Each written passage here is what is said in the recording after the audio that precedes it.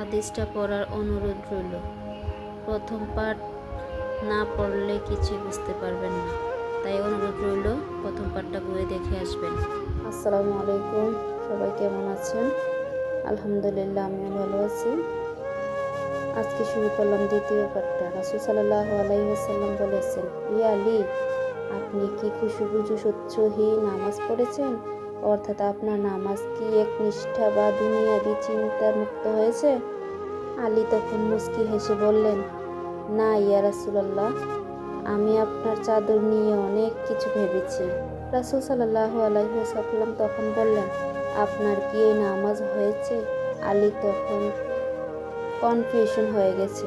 রাসূল পাক সাল্লাল্লাহু আলাইহি সাল্লাম বলেন, ইয়া আলী, নামাজ তোমারও হয়েছে, আর তুমি যাকে নামাজ হবে না বলে ফতোয়া দিয়েছিলে তার নামাজ আল্লাহ তাআলা কবুল করে নিয়েছেন।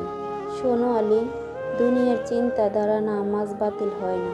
নামাজ মহান আল্লাহ তাআলা কবুল করে নেন। যদি সকল ফরজ নিয়ম কানুন মেনে নামাজ পড়লে নামাজ হবে ইনশাআল্লাহ।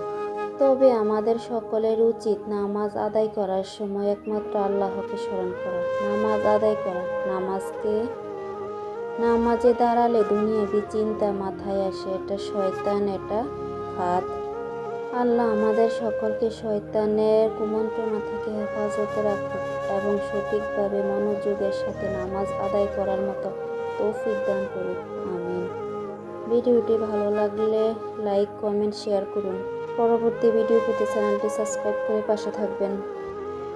আপনার একটা লাইক আমার পরবর্তী ভিডিও বানাতে অনেক অনেক মোটিভেশন করে। ভিডিওটা কন্টিনিউ করার জন্য আপনাকে অসংখ্য ধন্যবাদ। আসসালামু আলাইকুম ওয়া রাহমাতুল্লাহি ওয়া বারাকাতুহু।